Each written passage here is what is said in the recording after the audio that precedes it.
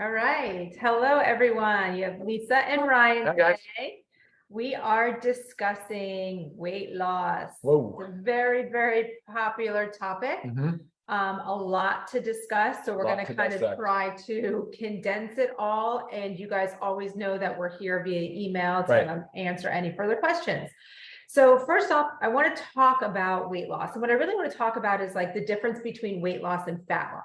Mhm. Because I don't necessarily like to say weight loss because the weight is just a number on the scale. What's most important is what's going on inside of our body. Like if we have a ton of muscle, we're going to weigh a lot as well. So you don't want to just, I don't want to focus on the number on the scale. Sure. I want to talk more about fat loss. Okay. With that, yes, if you have a lot of weight to lose, with fat loss comes weight loss. But it's most important when you think about your body composition. We are made up of fat mass and fat-free mass. In that fat-free mass is also our muscle mass, but also our bones, organs, so that all compromises our fat-free mass. And then we have our fat mass. Okay, that's the one that really plagues us. That's the one that's detrimental to our health. That's the one that causes rise in metabolic disorders, obviously obesity. So we want to work on decreasing body fat. With that, we also want to work on increasing our muscle mass. Okay, so sometimes on your scale, when you just start, say you just start eating right and working out, lifting weights, whatnot, your actually number on the scale might kind of start to go up first because building muscle happens a little bit faster than losing fat. So it's a really funny thing. And sometimes it can deter somebody when they just start a program, they're trying so hard, busting their butt, and the scale is either not moving or maybe it's increasing a little bit. So again, another reason why I don't like to focus on the number on the scale. But again, the goal is, say you have fat mass here and muscle mass here, you want fat mass to go down at the same time as muscle mass to go up. Okay. Ryan, can you give us some statistics on this? Oh, yeah, sure, of course. Yeah. And like Lisa said on fat mass, there is actually two types of that too. There's an essential fatty mass, which we're not talking about. We're talking about the stored fat mass, the stored fat. That's like the excess, they call it adipose tissue. That's the fat mass that we're encouraging people to be very much more aware of. And of course, be aware of the risk factors associated with carrying excess adipose tissue, so excess stored fat. And that's the problem. I mean, ultimately, it's a metabolic disease, right? And that's what happens. Fat is not very good at doing much at all. It's stored energy, but it's really not very efficient. Compared to muscle, muscle is so much more dense. It's a denser mass. So it weighs more and it takes up less space. So go back to the scale thing, you could actually be losing, say, size, but the scale's going up. Right. And so that's what we want to encourage you guys to recognize. That's an important, I would say, an accomplishment. Yeah. Good job if you're doing that. Sure. So, but yeah, being a metabolic disease, it really is a scary, scary, scary thing. And like, we're going in the total wrong direction. You hear me run on and on and on about the epidemic of like hypertension or heart disease and cancer and diabetes and obesity. And it's really running out of control. It's absolutely out of control. There is no magic bullet, as hard as we try and as much as we've talked about it. And there's just no way that you can actually solve the problem with just one particular thing. Like a rabbit hole I could go down is pharmaceuticals, but I will not do it. Lisa will not let me do it. But if you have questions related to it, I'm happy to answer it because it is in the news. It is all over the Today Show and Good Morning America, and all the main news outlets are carrying stories on it right now. So happy to answer questions offline on that one. But yeah, statistics crazy. 75% of people are considered overweight of adults are considered overweight or obese. 3 out of 4 people are over. That's nuts. That's like not even, it's unprecedented. It's never been that high. It's trending in the wrong direction. Very, very sad. Very sad. Children, 40-some% now, 40-some% of kids. And you know what's happening to these poor children? They're losing their confidence right out of the gate. They have no confidence. They're socially isolated now. They're being bullied. I mean, this is a disaster written all over it. And then chronic disease starts to set in an early age too. And we're talking about hypertension is the number one killer. I'm sorry, heart disease is the number one killer. And the numbers are just, again, staggering. The correlation to obesity is there. Diabetes, of course, because it's a metabolic, say, disease. We're not talking about whether or not obesity is considered a disease. I'm telling you that obesity is metabolic dysfunction. And what does that really mean? Well, metabolism is simply a function of, say, creating and destroying, right? Catabolism and anabolism. So really, that's the challenge for us, is when we start to mess with our metabolic function, you're not like you're into your organs, your pancreas, you're not releasing insulin properly, or if you are releasing insulin, it's resistant because you're like now becoming type 2 diabetic, which, I mean, I think the numbers are crazy, even so crazy on this. Like half of the American population is either pre-diabetic type 1 or type 2. Like 1 out of 2 people are either pre-diabetic, type 1, or type 2. And then the strong correlation between diabetes and Alzheimer's and Sure. dementia. So it's just a path to disaster. It really is, but it's really quite crazy, is because the smallest increment of weight loss can have profound effect. And we'll talk about how nutrition is part of that as well, and that's a big focus for today's discussion. Yep. Yeah. So we jump into that. Yeah, we'll go into the pillars of health. Can you list those, and then we'll kind of. Yeah, I mean, these are personal to us, and we've just kind of dissected them in different ways over the years. But yeah, I think the pillars of health, and most relevant to today's discussion, is really nutrition, supplements, exercise, sleep, stress, and socialization. So we can't get into all those today. We'll do different webinars and really to kind of dissect each one. And again, each one of those could be its own topic on itself, but we're going to really try to kind of get into and give you some real, like, simple, actionable, hopefully educational things that you can take away from this to help get started. Because I believe Lisa and her experience, I mean, Lisa's been an exercise physiologist, personal trainer. She's a certified health coach. I mean, she has been in this business for quite some time, helping people. Seen a lot. Right. So, and it's at the end of the day, it's really hard because it's not a one size fits all approach. And I think Lisa would be able to comment on that a little bit more. So what do you want to do next? Yeah. Well, really, I want to talk about starting with nutrition, because I just think that's a major player into this. I mean, exercise is great. I love it. We all need it, but you can't out exercise a bad diet. Sure. Like, it just doesn't work that way. So I get the question a lot is, what diet is best? Now, I hate using the word diet, but when you are changing away, it's a changing away to your diet. So we're just gonna call it that for today. What diet is best? There is no single one that is best. And what I say, the one that is best is the one that you're going to stick with, because there's nothing good about doing something. Let's say I'm going to do keto for a couple months, and then you realize, oh, that's too restrictive for me. Then you get off of it. And then what happens? You get like this yo-yo in weight loss and weight gain, which is also extremely stressful on the body and not healthy for the body. So you really need to find something that you're going to stick with. Now, if it's something like you want to kickstart it off with a keto, that is something like, again, it's a very restrictive program. And then you have a game plan. You always need a game plan. Then you have a game plan to slide into another diet. Maybe it's paleo. Maybe it's just a straight whole foods based diet. You're going to eat everything that's whole food sources, which I preach 100% you should do anyways. Fruits, vegetables, lean meats, fish. Let's stay away from, we've always heard it, dairy, dairy, if dairy works for you, eggs. But again, stay away from those center aisles. I'm sure you've heard that in the grocery store, all those aisles that you can go up and down. I mean, that's typically where you get your box stuff that does not have much nutritional value. Now, there's some stuff in there that you need, yes, but mainly a whole foods thing. So find a diet that works for you. If you have specific questions about one, definitely let me know. I'm not going to dissect all the different diets because there's thousands of them out there. Some of them very big fads, so stay away from fad diets. Just as Ryan said, like, there's no magic bullet. We will never tell you at LiveGood, like, we have this great thing that's going to make you lose 10 pounds in 1 week, because that's not real. And it's also not sustainable. Like, you need to do something that you can do for the rest of your life, because it's not like, we're not just trying to lose weight real quick for something. Okay. We're trying to be full on healthy for the rest of our lives, right? And this goes with your family too, how Ryan was saying something about childhood obesity. You have to think about what you're doing for yourself. You also have to do for your children. We can't be eating all these whole food sources and then buying our kids Lucky Charms and Twinkies and junk like that. So it goes for everybody. Okay, so we talked about best diet is whatever's going to work for you, whatever you're going to stick with, eating whole foods, always focus on whole food sources. I know you wanted to ask me a little about intermittent fasting, right? You had asked a question about that. Yeah, sure. And I know a lot of people also do reach out to me about intermittent fasting and my take on it. Now, there's lots of different schools of thought out there, lots of different science behind all different ways of intermittent fasting. But I want to tell you that What's most important about fasting is that you fast for a solid 12 hours. Now, if you think about that, guys, that's pretty easy. You're probably already doing that anyways, from the time you finish dinner to sleeping through the night and then waking up and having whenever you have breakfast.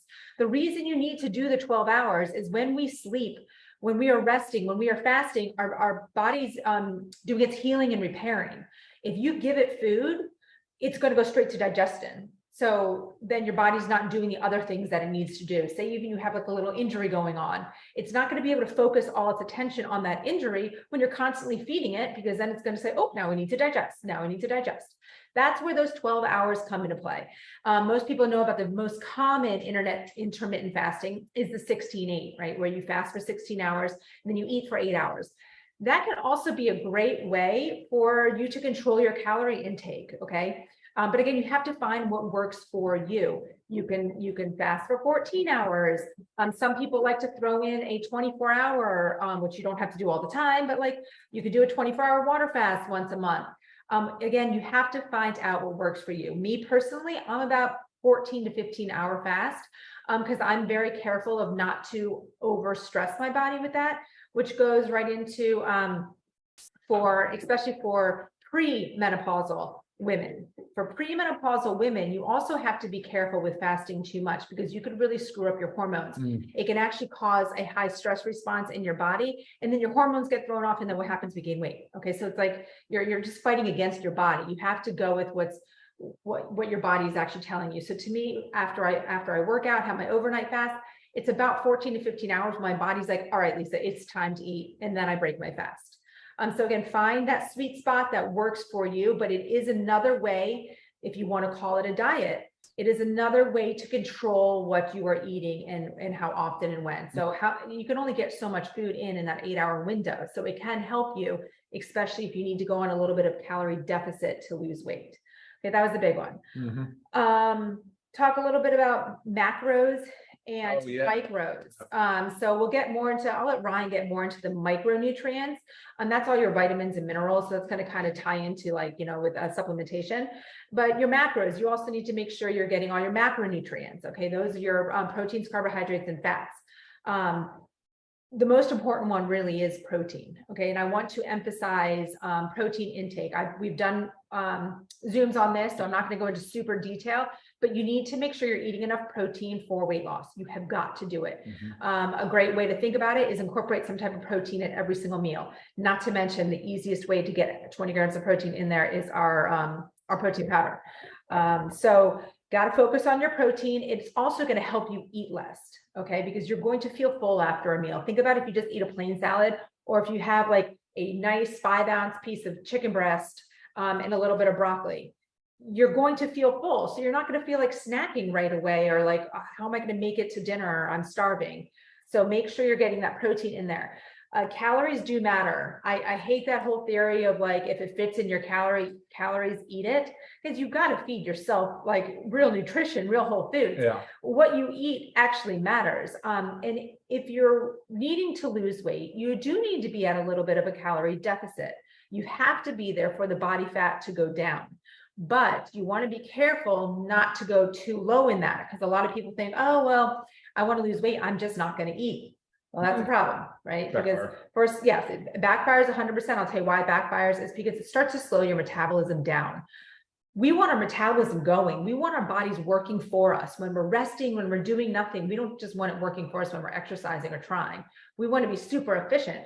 When you're not eating enough, especially for a long amount of time, your body starts to slow down its metabolism because it thinks, I don't know when I'm going to eat again. Okay, your body's not your brain.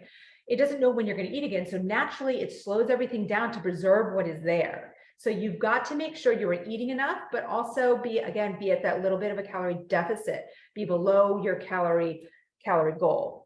And I'll give you some tips on how to calculate all that in general. So again, you got to eat to lose. You really do. I've had so many patients that I've worked with one-on-one that when they tell me, oh, I'm only eating 1,200 calories a day, I'm like, well, there's your problem. So I increase their calories, say to 1,600 or somewhere up in 1,800 calories a day. And what starts to happen? The fat melts off of them. Guys, I'm serious. It's the hardest concept because like, wait, how do I eat more but then lose weight? It's real. If you eat the right things, You will, I promise.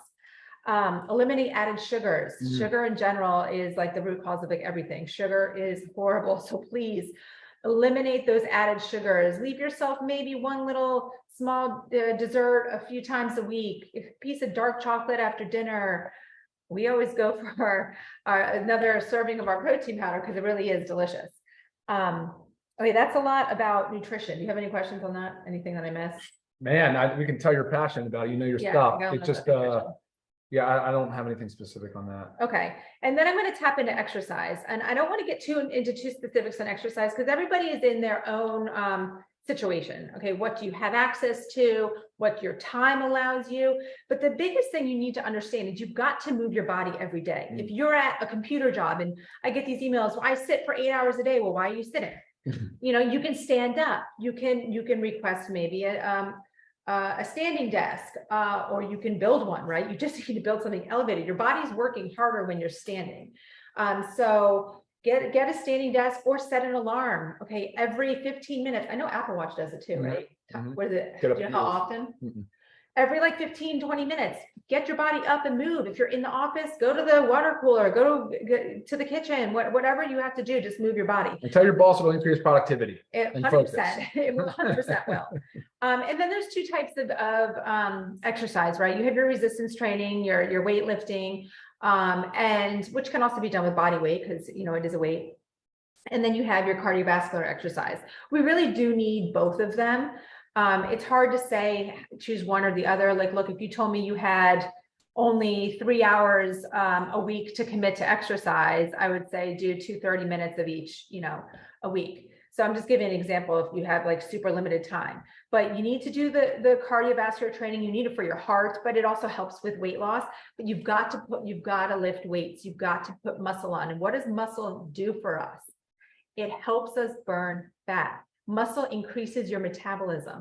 Then it's your body's just burning fat. So the more muscle you have, the more fat you're going to burn. The scale might say you weigh a little more, but you know, if you can know your body composition, which I'll give you some tips on how to know that.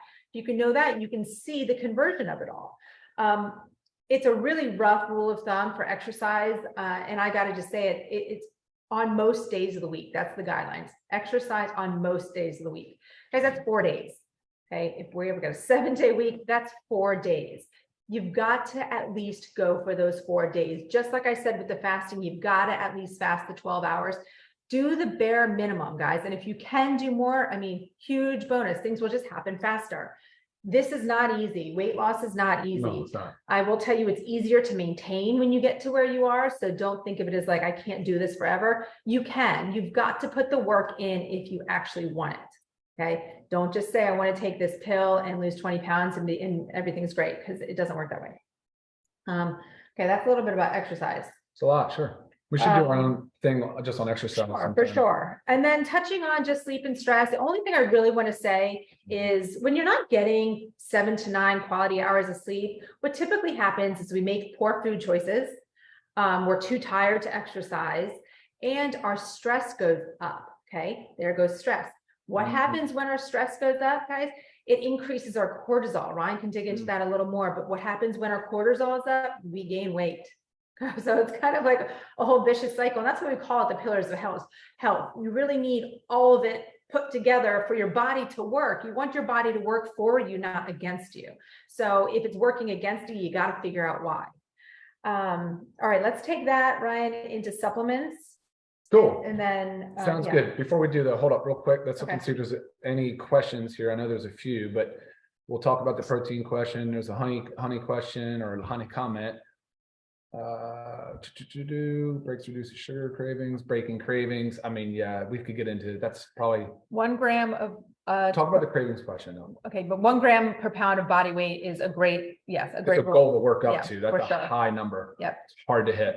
2 questions. About which product helps break or reduce sugar cravings. Okay. Maybe intermittent fasting can help. Okay, no, so the biggest thing with sugar, so I want to tell you this, sugar,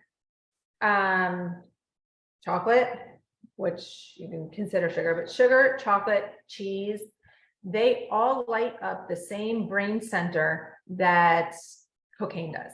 Okay, so That's why it is so hard to cut that sugar out. I really want you to, if you have sugar cravings, if you cannot avoid that sugar, you have got to stop it for 2 weeks. It is not going to be easy. You will probably go have withdrawal symptoms. You will have headaches. You will be dreaming of sugar. I promise you, but it's 2 weeks. Once you can get to that 2 week, and when I say 2 weeks of cutting out sugar, guys, it's even wise to cut out everything that's sweet, even fruit, just for 2 weeks. Because that can kind of trick your brain that you are getting something, which I do like that once we're past that, you know, a sugar addiction phase. Because if I need something sweet, I'll go to my fridge and I'll grab a handful of raspberries or something. It's great. But you've got to break that sugar habit. It's not going to help. It's not going to work for you. I promise you. You will constantly be fiending for that sugar to light up that brain center. So that's, sugar. Get that out. Yeah. Good answer. What was it about honey? I was just comment that they use honey every single day. Oh, yeah. I mean, look, honey has its health benefits. And if you're using a teaspoon of honey, say you're using honey in your tea, a teaspoon of honey, great. But now, do you want to go and have half a cup of honey every day? Absolutely not. Think about how much sugar that is, not to mention how many calories that is. And you're trying to be on, you know, a calorie type of deficit if you are trying to lose weight. Sure. What else we have? Okay. Awesome. Okay. What's next? Supplements. Oh, sure. All right. So you kind of, supplements, right? Part of the plan definitely doesn't do everything that Lisa just said, because it's an entire lifestyle. But what the supplements do provide is essential micronutrients. And those are the things your body does not make. You have to supplement or get from your food and your food sources, which you're typically not getting enough of anyway. The same kind of concept as the critical macronutrients that she talked about, the protein, fat, carbohydrates. You've got to supplement properly. You got to consume them properly. So the concept at LiveGood, though, we wanted to focus on the body composition argument, that piece for a lean muscle mass, to increase lean muscle mass. And that's important, because the lean muscle mass, again, is a more dense tissue, but it's also way more metabolically active. It's a huge energy demand center. So the more lean muscle mass you have, the higher your resting metabolic rate will be. And Lisa talked about metabolic rate and metabolism. And you'll literally burn more calories and significantly more at rest if you have more lean muscle mass. And so that's to me, like, that's the only way that this whole thing makes sense. So what we did was we started, let's attack the foundation first. So the foundation is going to be the LiveGood Bioactive Complete Multivitamin. Contains essential micronutrients. So those are the things your body's not getting, not making on its own, the vitamins and some minerals. So that's what's there. And then there's B vitamin complex. It's formulated for men and women. So it contains all of those essential, well, not all of them, but most. And that's a really important foundational supplement. The next foundational supplement we have is the vitamin D3 with K2. D3 with K2, guys, it's a fat-soluble vitamin, best taken with food, usually in the morning, and helps actually regulate some of the melatonin, suppress some of the melatonin, so it's involved in your sleep and awake cycle. Oh, there you go. But the vitamin D3 is super, super heavy duty, involved in bone health, in immune function, in energy, in mood. But as we're talking about aging and lean muscle mass preservation, it's a big part of that discussion is your bone health as well as your hormone health. And we're going to talk about that here in a second. So yeah, that's vitamin D. Now that's with 2,000 units, and you guys can watch the YouTube videos on D. We'll get real granular on that. Magnesium is just absolutely a monster in this foundational supplement, because it's involved in over 300 biochemical reactions. But think about this. The magnesium has a huge role in bone health, in muscle and nerve function. It's like being involved in over 300. It's involved in hormone. It's involved in sleep regulation, stress regulation. So it's really critical that we get enough magnesium. Most people are not. Now, of all these, the vitamin D is easy to measure in the blood test. Magnesium, not as easy. And then, of course, all the micronutrients in our panels, but that's not really something we recommend you do. Then we decided we're going to attack the protein hypothesis. So we wanted to add in, what you get your choice of amino acids. You get two tubs of the complete plant-based protein. And the idea here is that you're probably not getting enough protein in your diet. That's the concept, because the amino acids can be counted towards your protein goal. But amino acids, protein are both, well, protein is just amino acids, truthfully what it is. They're the building blocks of life. quite frankly. So they're really, really involved in the metabolism of hormones, of enzymes, of neurotransmitters. So let's talk about that for a second. Hormone dysregulation, huge problem with obesity. Yeah. Right. So much dysregulation going on. I know that's a hot topic for Lisa. We probably will do a Zoom literally just on hormones. It's a lengthy discussion. We're both pretty well educated on that topic. But so it's a precursor to hormones. It's a precursor to enzymes, which are really important for breaking down foods, and they're involved in a lot of different chemical reactions in the body. It's a precursor to neurotransmitters. So really, there's a bunch of them, but the two main ones that come to mind, like your reward center, your dopamine, your serotonin, involved in sleep, and there's just so much that goes on in neurotransmitter world. And then, of course, the protein is involved in muscle synthesis and preservation and maintenance of muscle mass. And that's ultimately what we're trying to help you guys achieve, is putting on more lean muscle mass for all of those reasons we just mentioned. I think that, does that round out the pack? I know you have coffee here. Coffee in, remember, that's an optional, because some people don't drink coffee or can't have caffeine. It is the option there. The coffee is cool. I mean, it's awesome. Don't get me wrong. It's a thermogenic, and people are like, well, I like caffeine for weight loss, but no, that's really not the best way to look at it. But it's a good jump start to the day. It's got adaptogenic mushrooms, helps with your stress response, fiber, maca, green tea. So it's loaded. It's a beautiful coffee. It's all USDA certified organic. So you're getting a really good, a healthy coffee. Right.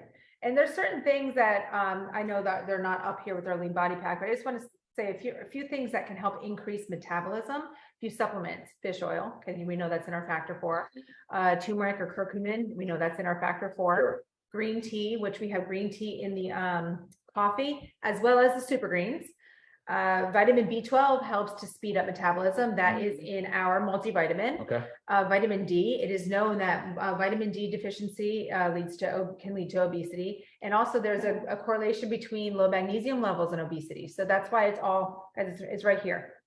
It's easy. We made it easy for you to do. And of all the things that we're talking about with the nutrition and the exercise and the supplementation, guys, this is easy. Okay.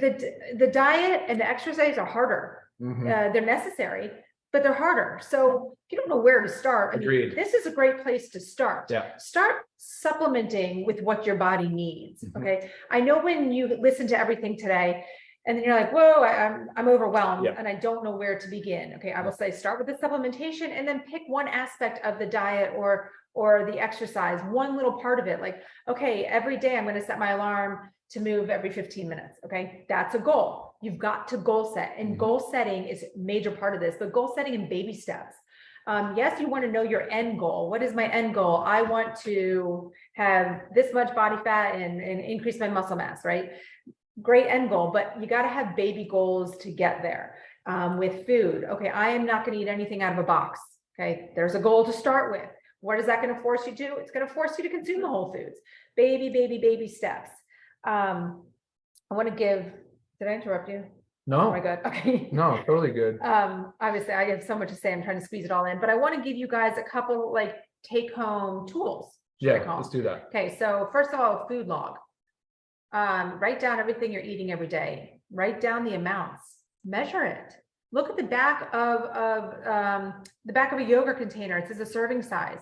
Measure out the serving size.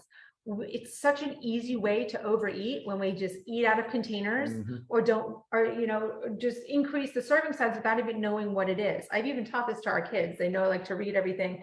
And, even if I buy them these, healthier cookies, they're like, well, how many can I have? I'm like, what's the serving size? Oh, 2. Okay. That's all you get. So you got to know your serving sizes, food log, write it down.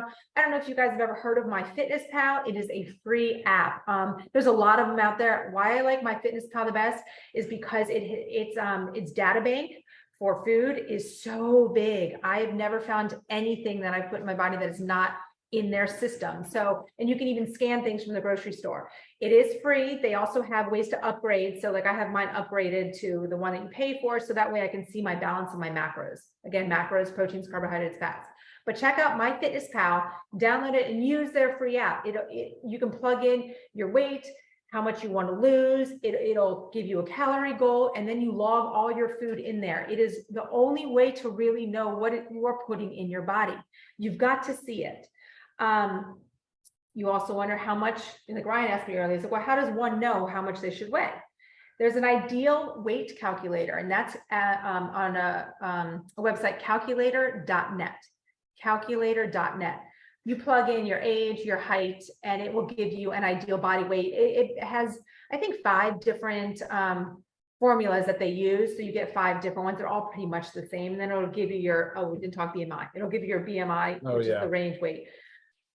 BMI. Yeah. Plug it there real quick. Mine's 26, which means I'm overweight, which is right. And the reason not his is high is because he carries a lot of muscle. So BMI is your body mass index. It takes into account your height and your weight. So I'm going to give you a couple of examples that really throw that off. Ryan was one of them. Another one, say you take someone that's really short, but they carry a lot of muscle. They're going to show that they're obese based on the BMI calculator. Or you have somebody that I like to call it the skinny fat. It's really sarcopenic obesity. It's when you are naturally just skinny. You look to the eye skinny, but you have body fat all over inside that you can't see. So on a BMI, it looks like you're doing great. Everything's rosy, but your body fat percentage is so high that you're just as unhealthy as someone that weighs 300 pounds. Okay. So use those. Don't necessarily focus on the BMI. Check out MyFitnessPal, calculator.net. Oh, another way. So there's BIA, bioelectrical impedance analysis. Doctor's offices, some do this, some gyms do it, but you can also, I actually just looked it up on Amazon real quick so to give you a price. You can go onto Amazon and get a scale. Now there's always a little bit of error with these because it gives you a starting point and it allows you to watch your conversions. $25 for this scale that also reads your body fat. It has, it's based on electrical currents going in your body. Okay, yeah, so those are the easiest ways to do this at home. I just had something else on my mind. Don't remember. Circling back to our lean body pack, just want to let you know, guys, all of this. So you would obviously pick your men's or your women's, and you're going to pick your flavor aminos. All of this without the coffee, because we have that as an add-on. But all of it without the coffee is $89.95 for members. Yeah. I mean, that's a lot. 2 of these, two proteins, $89.95, and then retail $119.95. So again, easiest way to start your weight loss program, and then start to piece everything else together. Some body fat percentages that I could just, or a dog started crying at the squirrel through the window. I'm just going to give you some quick guides for body fat percentages if you want to jot it down just based on age. If you are 20 to 39 years old, females, 21% to 32% body fat, males, 8% to 19%, women, 40 to 50, everybody 40 to 59 years of age, women 23 to 33, women didn't really change very much, men 11 to 21, and then ages 60 to 79, women 24 to 35% body fat, men 13 to 24% body fat. So again, this is what we want to focus on, losing fat. We want to focus on fat loss over weight loss, over that number on the scale. Okay. You said to refrain from sugar if you're diabetic. Of course, you should be monitoring your sugar levels if you're diabetic. Obviously, you may get a hypoglycemic episode if you're also on medicine. So be careful with that, of course, if you're a diabetic. Right. Checking your sugar levels should be part of that program too. Yeah, knowing your numbers. Yeah. Knowing your numbers. Yeah. But if you don't look, you're going to ultimately win in the end by doing that. You're going to get into a better place for sure. Yeah. But watch it for like you said, watch it for the first few. There's a bunch of questions coming in, so I'm just trying to pick the ones that are relevant. Keep going. Yeah, coffee's back in stock, by the way. Factor 4 will be back in within the end of May, for sure, by the end of May. It's a frustrating one for us, for sure. Yes, cheese, lights up the same, brings in our sugar. Yeah, that's why you might think you're a cheese addict too. Yes. Yeah.